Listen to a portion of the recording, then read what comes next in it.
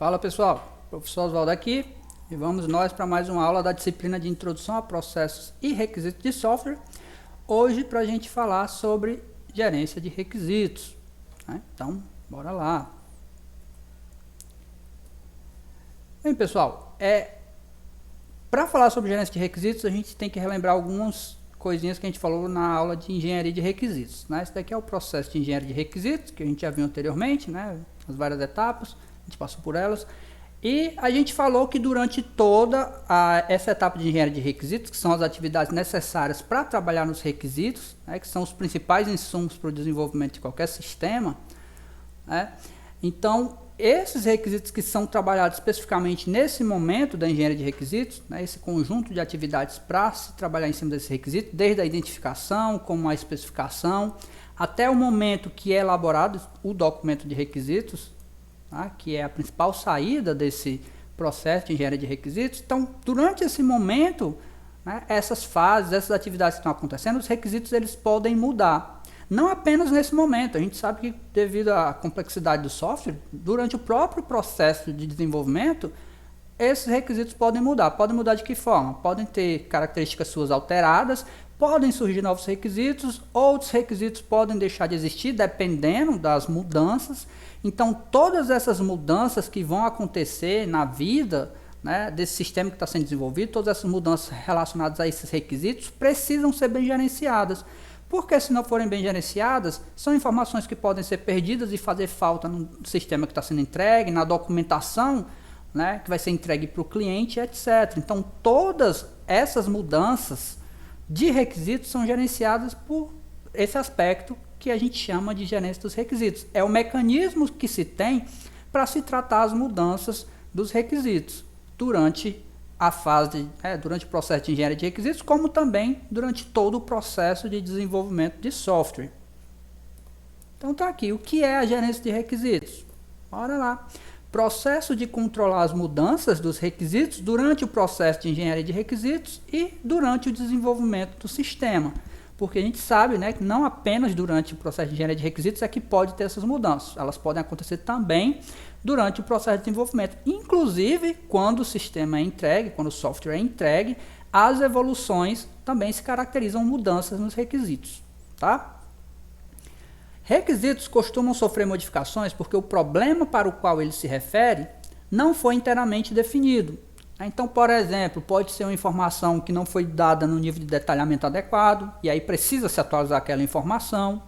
Né? Uma informação inicial que se tinha para aquele contexto do momento que é modificado com informações posteriores. Né? Então, é como se fosse, na seguinte forma, da forma que está representada na figura. A gente tem uma compreensão inicial do problema, né, da realidade inicial, onde se tem os requisitos iniciais, e durante o andamento do projeto, né, do ciclo de desenvolvimento, acontecem algumas modificações. Então, por exemplo, é uma solicitação feita pelo próprio cliente, né, que identificou uma característica, a gente estava trabalhando apenas com as formas de pagamento no cartão e com dinheiro, e agora a gente precisa também contemplar o pagamento via Pix. Então, é uma solicitação de mudança feita em requisitos pelo próprio cliente, por exemplo. E aí a gente tem, né, essa compreensão modificada do problema, uma vez que a realidade mudou, né, o contexto mudou um pouco, onde a gente vai ter, então, como resultado, requisitos modificados. Inicialmente a gente tinha, né, requisitos para trabalhar com pagamentos apenas de cartão e dinheiro, e agora a gente tem pagar com cartão, dinheiro e também via Pix. Só para exemplificar a compreensão inicial do problema e a compreensão modificada do problema. Alguns requisitos, né, têm mais chances, são mais sujeitos a mudanças do que outros. E aí a gente consegue classificar requisitos como requisitos estáveis, que são mais difíceis de sofrerem mudança, sofrer evolução, e tem os voláteis, que têm maior facilidade.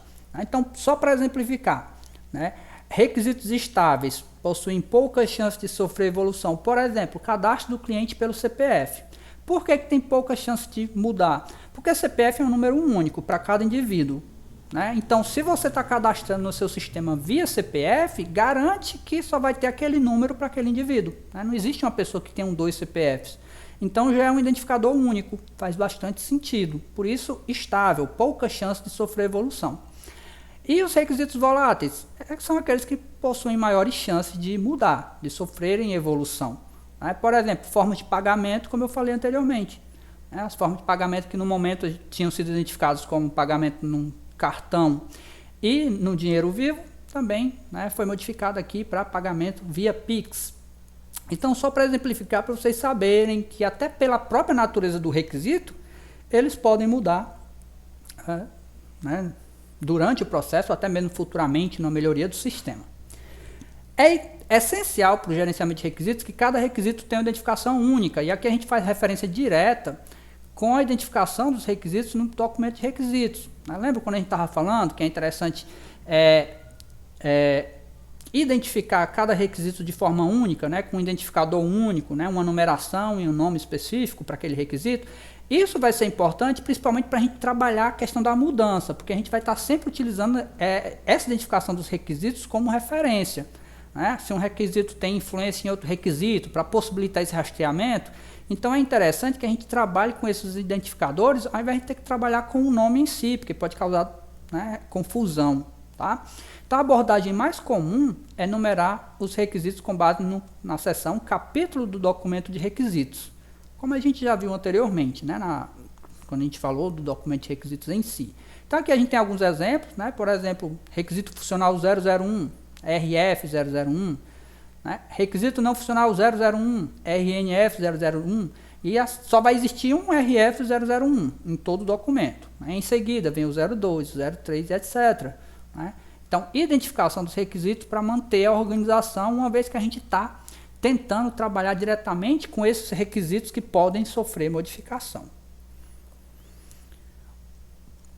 E aí, o gerenciamento de requisitos ele é um mecanismo que trabalha as mudanças, ou seja, ele trabalha para gerenciar toda e qualquer mudança que diz respeito aos requisitos. Lembrando sempre, esses requisitos estão documentados no documento de requisitos e toda e qualquer mudança vai ser modificado nesse documento. Por isso que é desempenhado todo esse mecanismo do gerenciamento de requisitos, para se trabalhar bem essas mudanças. Então os requisitos podem ser alterados, incluídos ou excluídos, mas deve ser realizado um gerenciamento de versões mantendo o histórico de cada atualização, com dados como data, solicitante e motivo. Por quê? Para manter a ordem dessa organização. Não é toda e qualquer mudança que vai ser feita. Tem que saber, por exemplo, que mudança qual o impacto que vai ter para o sistema, se já foi implementado aquele requisito em algum artefato, como por exemplo uma funcionalidade, um módulo do sistema, e etc. Então, tem-se um trâmite a ser seguido para poder ter essa mudança. Tem algumas informações que a gente ainda vai falar mais um pouquinho mais para frente. Então, realizar essa tarefa sem uso de ferramentas pode ser bastante trabalhoso. Então, é aquilo que não deve ficar só na cabeça. O cliente fez uma solicitação de mudança para mudar alguns requisitos. Aqui, eu não vou, tá na minha cabeça, não vou esquecer. Não é legal. É importante que você tenha ferramentas, e essas ferramentas podem ser ferramentas de escritório mesmo, um arquivo de texto e etc., para auxiliar nesse bom gerenciamento das mudanças que vão ser feitas, porque podem ser várias mudanças, no decorrer do tempo vão ser várias mudanças. Então é interessante que se tenha esse controle, tanto o controle de versões, das versões alteradas desses documentos, como as ferramentas que vão possibilitar esse bom gerenciamento, esse bom controle. O gerenciamento de mudanças está relacionado com os procedimentos, processos e padrões que são usados para gerenciar as mudanças nos requisitos do sistema. Ou seja, não é de qualquer jeito. Tem-se um trâmite, sim, um conjunto de ações que vão ser realizadas para que essas mudanças sejam feitas. Tem um momento que essas mudanças vão ser analisadas para ver se realmente vale a pena serem modificadas e etc. A vantagem de se utilizar um processo formal para o gerenciamento de mudanças é que todas as propostas de mudanças são tratadas de modo consistente e que as mudanças no documento de requisitos não são feitas, são feitas de maneira controlada. Então é aquilo que eu falei, não é à torta e à direita, não é de qualquer forma, é bem controlado. Então seguir esse gerenciamento de mudanças, essas atividades que possibilitam esse gerenciamento de mudanças, vão permitir que tudo seja feito dentro do controle. de maneira controlada, evitando aí informações desencontradas, evitando ambiguidade de requisitos, inconsistência de requisitos, porque começou-se a fazer uma mudança e não se concretizou ela, e etc. Tá? Então, nosso colega Samir viu aqui, está dando a deixa para a gente seguir o processo formal, ou seja, a gente sabe que vai ter um conjunto de atividades. Que conjunto de atividades é esse? A gente vai ver a partir de agora. Então, ó, as políticas de gerenciamento de mudança podem incluir processo para solicitar a mudança e a informação necessária para processar cada uma dessas solicitações. 2. Processo usado para analisar o impacto e custo da mudança e informação associada de rastreamento. Detalhe importante, analisar o impacto e custo da mudança, porque isso pode ter um peso na tomada da decisão, se vai ou não implementar aquela mudança. Tá? 3. Definição dos responsáveis que formalmente consideram as solicitações de mudança. Geralmente tem-se um grupo de pessoas, né, algumas vezes são chamados de comitê de controle de mudanças, né, que vão analisar aquela mudança e dar o veredito. Né? Vai ser aceita, não vai ser aceita, vai ser adiada. Tá? E 4. O suporte de software necessário, se existir algum, para o processo de controle de mudança. É aquilo, uso de ferramentas para possibilitar um bom controle desse gerenciamento de requisitos. Então, porque às vezes, como eu tinha falado, só de cabeça não é interessante, pode esquecer algum detalhe, e às vezes também até mesmo um controle físico no papel, né, pode também não ser o suficiente, porque é muita informação e aí é interessante que seja armazenado na nuvem, etc. Então, suporte de software, se existir. E aqui a gente tem o processo em si, né, o processo formal de gerenciamento de mudança. Como é que ele acontece? A gente tem, no primeiro momento, como insumo, o problema identificado. Isso daí serve como entrada para essa atividade de análise do problema e especificação das mudanças. Então, a gente recebe, né, como entrada esse problema, analisa ele e quais as mudanças a serem feitas, por isso a especificação das mudanças. No segundo momento, a segunda atividade, análise das mudanças e os custos dessas mudanças, né, para saber se realmente qual o impacto que essa mudança vai ter e quanto que vai custar para o projeto. E em seguida, implementação das mudanças. Né? Então, foi trabalhado em cima dessas mudanças a serem feitas, e esse aqui é o momento onde as mudanças vão ser realmente feitas. E aí, como saída, a gente tem os requisitos alterados, atualizados, ou seja, os requisitos revisados, né? Seguindo esse trâmite aí bonitinho. E aqui tem uma explicação meio que textual sobre cada um desses pontos. Né? Então, ó, primeiro ponto, algum problema é identificado nos requisitos, pode ser oriundo de uma análise do documento de requisitos ou novas necessidades do cliente. Né? Então, naquele momento que o documento de requisitos está sendo validado, é identificada alguma mudança que tem que ser feita, né? É uma possibilidade. Também pode ser uma nova necessidade do cliente, como foi falado anteriormente, o cliente pode solicitar que seja alterada as formas de pagamento, né? Possibilidade também.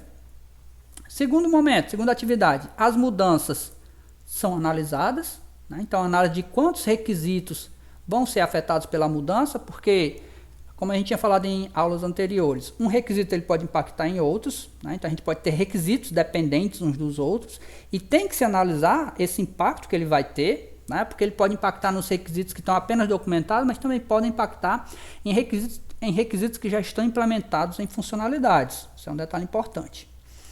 Cálculo estimado de quanto vai custar em tempo e dinheiro a realização dessa mudança. Meio que aquela análise de custo-benefício.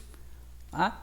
E por fim, a implementação da mudança. Isso partindo do pressuposto que a mudança foi aceita com base nas análises feitas, tá, pessoal? Porque tem momentos que a mudança pode também não ser aceita, e a gente vai ver daqui a pouco, tá? Então a mudança é implementada. Um conjunto de alterações é realizada, resultando em uma nova versão do documento de requisitos. E a gente sabe, né, como a gente viu anteriormente, que o documento de requisitos ele mantém um histórico, né, de suas versões. E esse histórico é, logicamente, para manter esse controle das mudanças que são feitas. Porque se for necessário, né, voltar a uma versão anterior, é possível fazer isso daí se você estiver mantendo esse controle do histórico, né, esse controle de versões. Atividades realizadas no momento que vai ser analisada a mudança. Então, aquele momento onde você sabe do requisito tem que ser modificado, você está analisando quais as mudanças a serem feitas. Então, é checada a validade da solicitação, para saber se realmente faz sentido. Por quê? Clientes podem não entender os requisitos e sugerir mudanças desnecessárias. Então, a gente já viu até mesmo, ilustrado aí por uma figura, o cliente com o pensamento bem bagunçado, sem entender muito bem o que o sistema pode fazer, porque ele não tem expertise, ele não tem o conhecimento que o sistema pode fazer e etc. Então, é interessante fazer essa análise, porque às vezes pode ser que o cliente esteja pedindo uma coisa que já é feita, e aí é só mostrar para ele, ó, aquilo já está sendo feito, não tem necessidade de alterar isso, porque isso daí já é feito em algum momento no sistema, já está contemplado. Então, é importante fazer essas análises por conta desses aspectos também, até para deixar claro para o próprio cliente, Você só não vai dizer, a gente não vai fazer essa mudança. Você vai explicar para ele por que dessa tomada de decisão. Segundo ponto aqui, os requisitos afetados pela mudança são descobertos. Então, você vai ver se tem requisitos que são dependentes desse requisito que está sofrendo modificação. Informação de rastreamento é utilizada para encontrar requisitos dependentes afetados pela mudança. Então, segundo e terceiro ponto relacionados. É proposta a mudança que deve ser feita nos requisitos. Os custos para a realização da mudança são estimados. Então, vai ver o impacto no custo.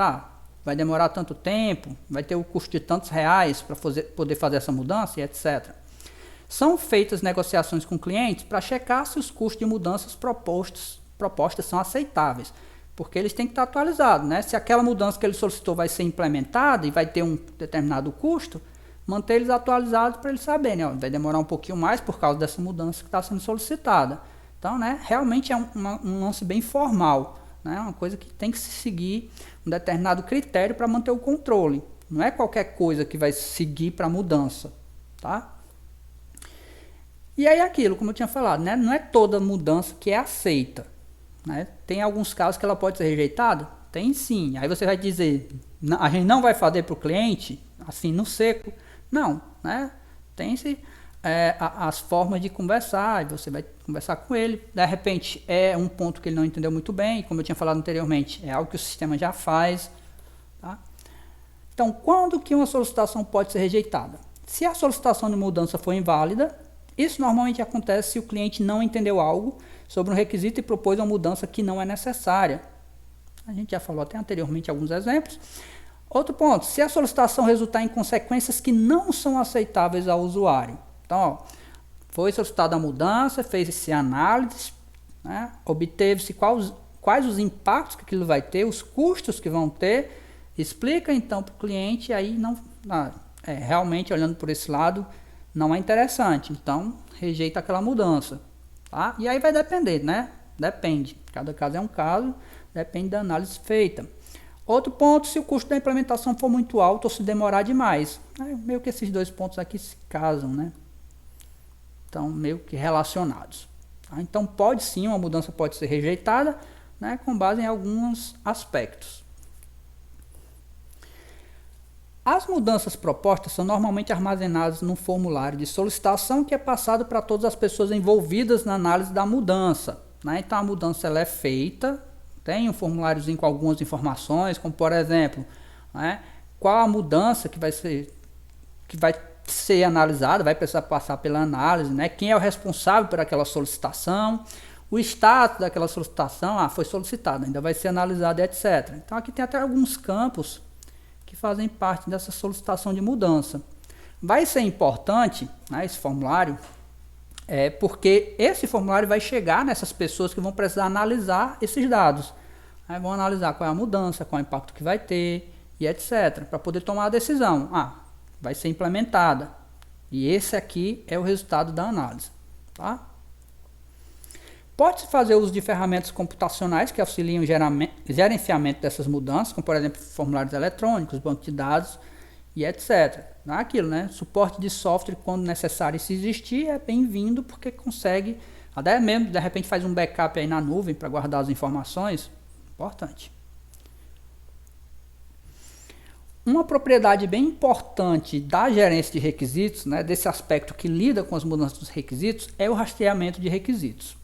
A gente já falou bem por cima sobre ele, né, no momento que a gente estava falando da engenharia de requisitos, né, quando a gente estava fazendo a apresentação do processo de engenharia de requisitos. E aqui é um momento que a gente foca mais porque é específico, o rastreamento de requisitos é específico do processo de gerência de requisitos. Né? Basicamente, rastreamento de requisitos é a propriedade de uma especificação de requisitos que reflete a facilidade de se encontrar requisitos relacionados. Rastreamento, tem aquela ideia, né? Você tem alguma ligação entre os requisitos, você então faz esse rastreamento. Por quê? Porque se um requisito que está ligado ao outro for modificado, pode ser que esse requisito que está ligado a ele sofra algum impacto. Por isso, é importante ter esse rastreamento. Porque aí pensa, né? O sistema já está até todo desenvolvido. E aí ele vai sofrer modificação, evolução. É uma nova versão do sistema. Alguns requisitos vão ser modificados. Então, esses requisitos que vão ser modificados podem ter outros requisitos dependentes dele. Esses requisitos dependentes vão ser modificados também. E um detalhe, esses requisitos já estão implementados, o software já está funcionando. Então, vai ter um impacto na funcionalidade também. Então, é interessante ter esse rastreamento de requisito para requisito, de requisito para onde ele está implementado e etc. Então, é uma propriedade bem importante, tá? E que vai auxiliar aí a questão do gerenciamento das mudanças desses requisitos. A rastreabilidade apoia a gerência de mudanças. Né? Quando são propostas modificações, é preciso verificar o impacto dessas mudanças sobre outros requisitos e o projeto do sistema. Os requisitos devem obrigatoriamente possuir rastreabilidade para garantir qualidade e consistência da especificação. Por isso é importante, pessoal, identificar requisitos de forma única. Né? Então você faz aquela identificação do requisito. Requisito funcional 001. E aí você tem algumas estruturas de rastreamento, que a gente vai ver daqui a pouco, que relaciona os requisitos que são dependentes uns dos outros. Tá? As informações de rastreamento são frequentemente representadas com o uso de tabelas de rastreamento, que são essas estruturas que permitem, né, relacionar os requisitos que são dependentes uns dos outros. Não existe só tabelas, tem também listas. A gente vai mostrar cada uma delas daqui a pouco, exemplos, tá? Tipos de rastreamentos, como eu falei, não é só rastreamento requisito. A gente também vai, né, verificar requisito e onde se encontra no sistema, se já tiver implementado. Então aqui alguns tipos de rastreamento. Rastreamento das fontes de requisitos. Relaciona o requisito com as pessoas e documentos que o especificaram. Então a origem daquele requisito. Esse requisito aqui e essa mudança a ser feita foi obtida a partir do próprio cliente. Foi feito a partir de alguns usuários, ou foi obtido pela análise de sistemas similares que está documentado. Tá? Então, isso daí é o primeiro tipo. Segundo, rastreamento da razão dos requisitos. Relaciona o requisito com a descrição do porquê o requisito foi especificado. Ou seja, qual o motivo daquele requisito existir, qual o motivo daquela mudança do requisito existir. Tá? É um tipo possível também. Terceiro tipo, um dos mais conhecidos, rastreamento requisito-requisito. Relaciona requisitos com outros requisitos que de alguma forma são dependentes. Tá? Inclusive, os exemplos de tabela e listas que eu vou mostrar daqui a pouco é com base nesse tipo de rastreamento. Quarto tipo, rastreamento requisito-arquitetura. Relaciona os requisitos com os subsistemas ou módulos ou até mesmo funcionalidades onde esses requisitos estão implementados. Esse é um tipo importante, principalmente se o sistema já tiver, né, implementado, uma parte do sistema tiver implementado, porque aquela parte que está implementada é com base nos requisitos documentados. E se esse documento sofrer modificação, pode ser que precise modificar também a parte do sistema que já foi implementada, a funcionalidade, o módulo e etc. Tá? Então aí, né, são alguns tipos de rastreamento de requisitos que devem ser levados em consideração quando você estiver trabalhando nas mudanças possíveis dos seus requisitos. Tabela de rastreamento, né, é uma das estruturas que podem ser utilizadas para trabalhar esse rastreamento de requisitos. Né? É uma forma de mostrar o relacionamento entre os requisitos.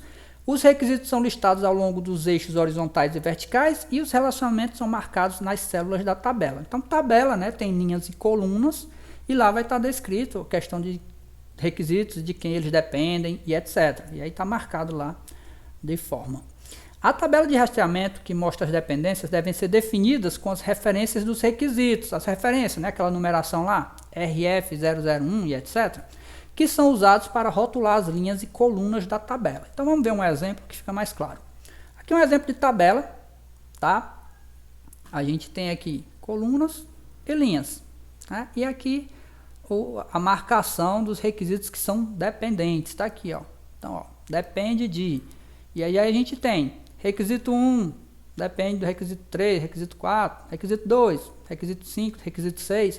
Essa dependência vai depender do requisito, né, pessoal? A gente só está vendo aqui como você pode montar essa estrutura, tá certo?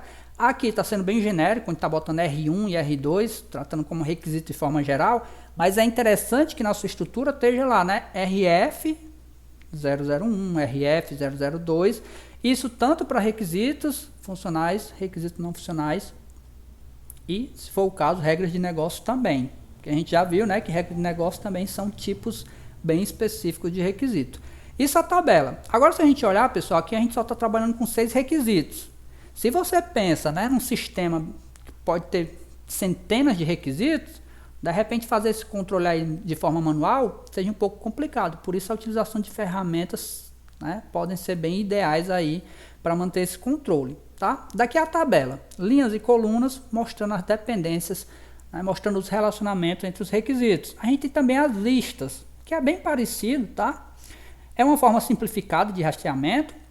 Essas listas são mantidas, né, com os identificadores dos requisitos relacionados.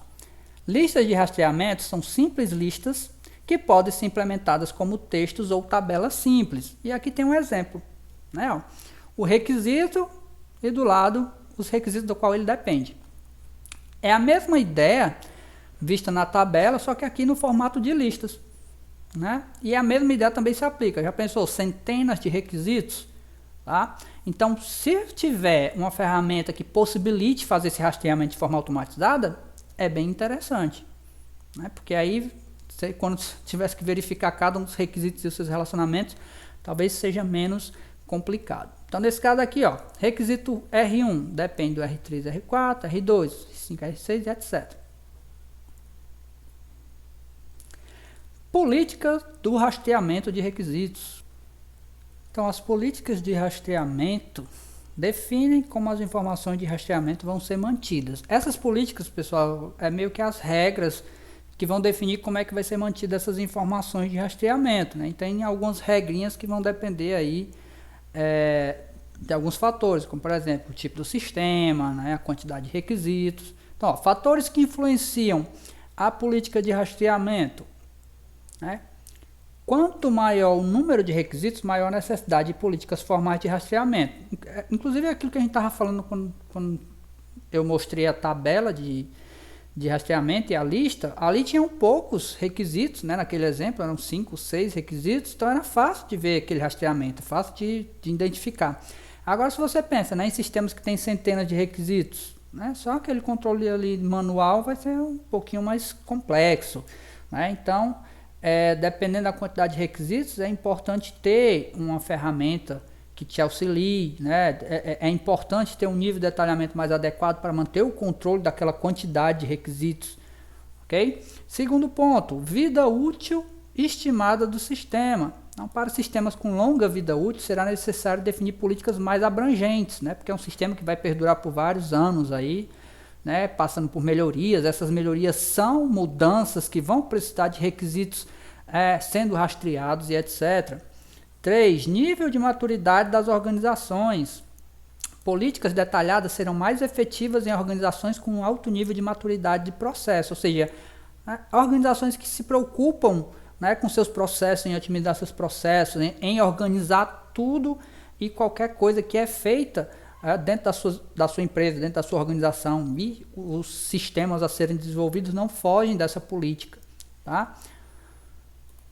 Quarto ponto, tamanho e composição do time do projeto. Com um pequeno time, poderá ser possível avaliar o impacto de mudanças propostas informalmente.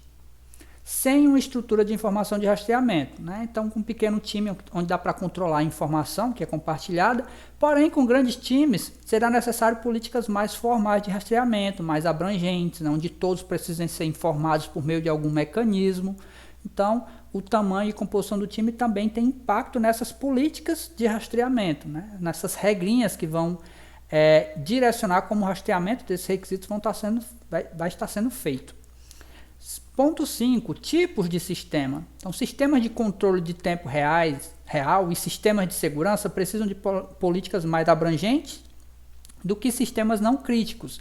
E aí a gente pensa, né, sistemas críticos, né, sistemas que trabalham diretamente com o controle de vidas humanas, sejam sistemas médicos ou sistemas de tráfego aéreo, né, a política de rastreamento desse sistema deve ser bem mais detalhada devido à criticidade do sistema.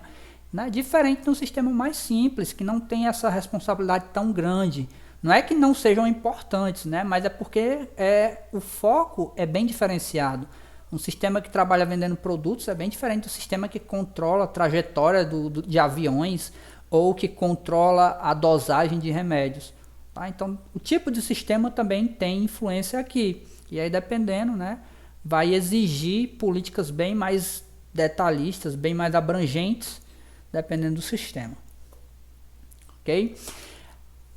O gerenciamento de requisitos, pessoal, ele não é possível se não for feito um bom planejamento desse gerenciamento. Então, não é só chegar e fazer. Tem toda a questão de planejar como ele vai ser feito. Como assim? Planejar todo o processo de gerenciamento de mudanças, como é que ele vai acontecer, quais são as etapas bem detalhadas, quais são as entradas de cada momento daquelas etapas, quais são as saídas, né? Como é que vai ser feito toda a política de rastreamento dos requisitos, vai ser utilizada alguma ferramenta para facilitar a organização desse gerenciamento de requisitos. Então, o planejamento é o principal estágio do gerenciamento de requisitos. Ele planeja tudo, como o próprio nome diz. Planeja desde o processo de gerenciamento de mudança, estabelece as políticas de rastreamento e se durante esse processo de gerenciamento vai ser utilizada alguma ferramenta ou algumas ferramentas para poder auxiliar. Tá? Então é nesse momento onde são definidos todos esses pontos que eu falei aqui. Okay? É o principal momento porque onde é feito o planejamento em si, como vai lidar com essas mudanças. Para quem não sabe, né, ferramentas case, né, esse case é um termo em inglês, né, são siglas em inglês que vem de Computer Aided Software Engineering, são basicamente ferramentas computacionais que auxiliam nas atividades de engenharia de software. Né? Então, é uma ferramenta para modelagem do sistema, tá? E etc. Né? Então, ferramentas que auxiliem nas atividades onde a gente está trabalhando no desenvolvimento de software. É importante verificar se as mudanças propostas foram cuidadosamente avaliadas por todos os envolvidos. Né? Então, a gente tem aquele formuláriozinho de solicitação de mudança que vai passar por um certo comitê que vai avaliar aquelas mudanças, né? Vai avaliar o impacto, as mudanças efetivamente a serem feitas, etc. Verificar se as decisões sobre a incorporação dessas mudanças foram tomadas pelas pessoas apropriadas e se as mudanças foram comunicadas a todos os interessados. Então, saber quem são esses interessados para comunicar o que está acontecendo dessas mudanças. Né? Então, a própria pessoa que vai implementar aquela mudança precisa ser bem informada para saber o que vai fazer e etc. Tá? Tudo isso daí bem estabelecido nesse momento principal, que é o momento mais inicial, que é o planejamento do gerenciamento de requisitos. Tá? E aí, nesse gerenciamento de requisitos é estabelecido as ferramentas que podem ser utilizadas. Né? Algumas ferramentas vão ser utilizadas, elas vão trazer benefícios para o gerenciamento em si, como por exemplo, benefício de gerenciar bem as versões e alterações a serem feitas, armazenamento de informações, facilidade na análise do impacto das mudanças, rastreio do status de requisitos, tá? Comunicação com as partes interessadas e etc. Então, as ferramentas case que podem, né, trazer esses benefícios aí. E aí tem vários, né? Tem várias ferramentas automatizadas que podem ser utilizadas e aí cada uma vai ter o seu benefício dependendo da necessidade. Né? É sugerido utilizar uma ferramenta, um detalhe importante, quando já se tem uma abordagem que funciona, mas que requer maior eficiência. Porque pensa, né? Você pronto, a gente adquiriu essa ferramenta para utilizar, mas se você não tiver bem definido o seu processo como um todo de gerenciamento de mudança, aquela ferramenta ali não vai fazer as coisas sozinha. né? Então precisa ser bem definido todo o processo em si para poder utilizar a ferramenta e ela realmente, né, trazer benefício para dentro do processo.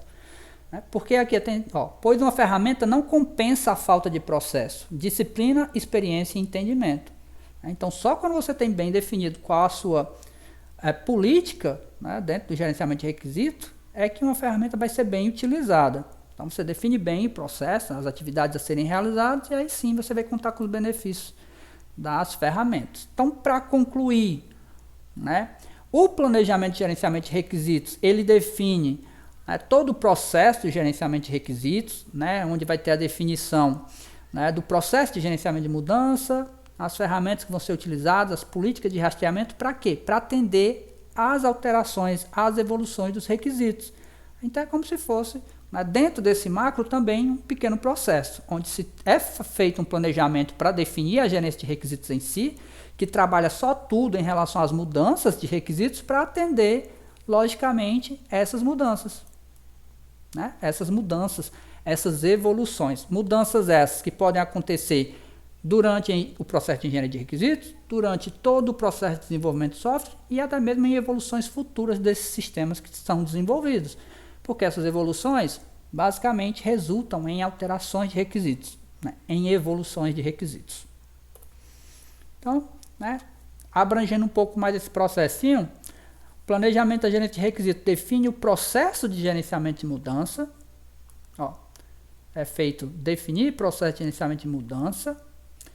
Esse gerenciamento de mudança que é apoiado pela definição da política de rastreabilidade ou rastreamento.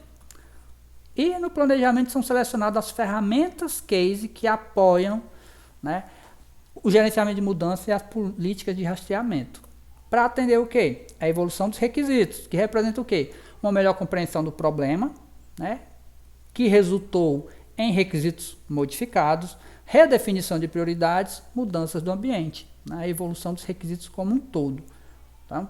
Tem sim, né, um trâmite formal aí para ser seguido, que é a gerência de requisitos, que respeita essas mudanças, que vai comportar essas mudanças nos requisitos, enquanto aquele sistema estiver, né, sendo mantido aí, desde o seu nascimento até as suas manutenções e encerramento do seu ciclo de vida.